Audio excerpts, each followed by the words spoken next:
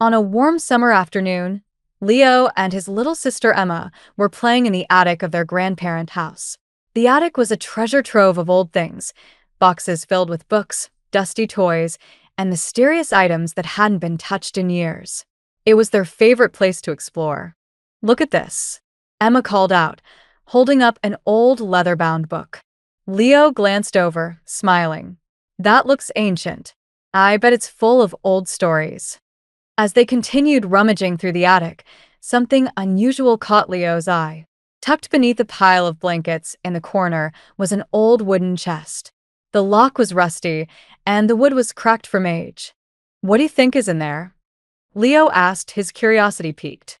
"Only one way to find out," Emma said, rushing over to help him pull the chest out into the light. Leo carefully opened the lid, and inside, they found an assortment of strange objects: old coins, a compass, and at the bottom, a rolled-up piece of parchment. Emma picked it up and unrolled it carefully. "It's a map," she exclaimed, her eyes wide with excitement. Leo leaned in closer. The map was old, yellowed, and covered in strange markings. There were mountains, rivers, forests, and an X marking one spot. "Do you think this is real?" Emma asked, staring at the X on the map. Leo's heart raced. "I don't know, but it looks like a treasure map. What if there's really something hidden?" "We have to find out," Emma said, jumping to her feet. Leo nodded. "Let's show Grandpa. He might know something about this." They hurried downstairs, map in hand, and found their grandfather sitting on the porch, enjoying the afternoon sun. "Grandpa, look what we found in the attic," Emma said, holding out the map. Their grandfather took the map, adjusting his glasses as he studied it. After a moment, he smiled. "Ah, I remember this. It's the old treasure map that belonged to my father. He used to tell me stories about the treasure hidden deep in the woods, but I never thought much of it." "Is the treasure real?" Leo asked, his eyes wide with excitement. Grandpa chuckled.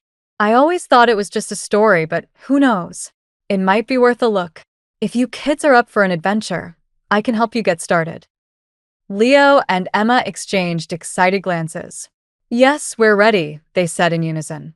Grandpa handed the map back to them. "The first marker on the map is the old oak tree in the woods. Start there and follow the path. But be careful, it's easy to get lost in those woods." With backpacks full of supplies and the map clutched in Leo's hand, the siblings set off on their adventure. The path led them to the edge of the forest, where the tall trees stood like silent sentinels, guarding the secrets hidden within. "Do you think we'll really find treasure?" Emma asked, looking up at the towering trees. Leo smiled. "Only one way to find out."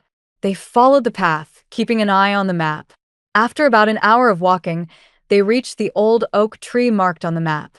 Its massive branches stretched out like arms, and at its base, they found the first clue: a carving in the shape of an arrow, pointing deeper into the forest.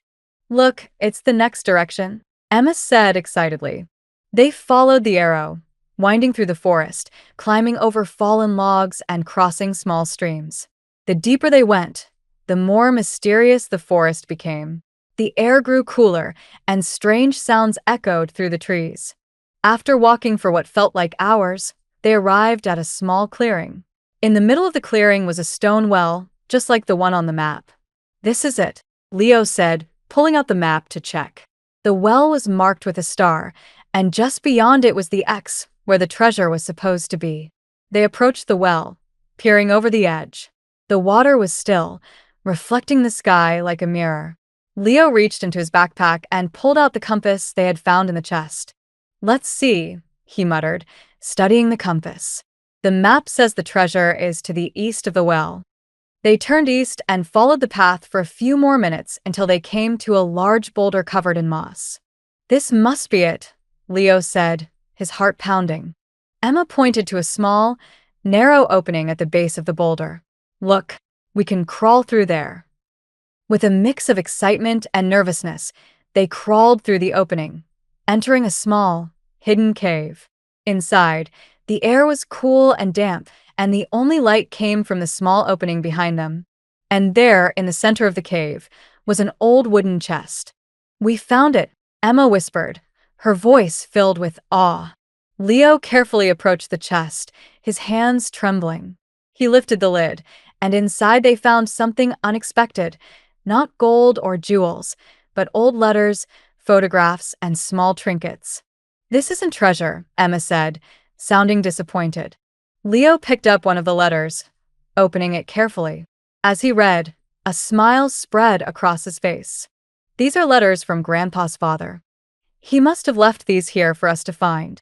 Emma picked up one of the photographs, showing a young boy, Grandpa, standing next to the well in the forest, holding the same compass they had used. "This is amazing," Emma said softly. "It's like finding a piece of history." They spent the next few minutes looking through the letters and trinkets, realizing that the real treasure wasn't gold or jewels, it was the memories and stories left behind by their family. When they returned home, Grandpa was waiting for them on the porch. "Well, did you find it?" he asked with a twinkle in his eye. Leo handed him one of the letters. "We found this." Grandpa smiled as he read the letter, his eyes misty with memories. "Ah, so you found the real treasure after all." Emma looked up at him. "Why didn't you tell us about this before?" Grandpa chuckled. "Some things are best discovered on your own. Besides, every adventure needs a little mystery, don't you think?" Leo and Emma smiled, knowing that they had uncovered something even more valuable than they had imagined, a connection to their family's past and the stories that would live on forever.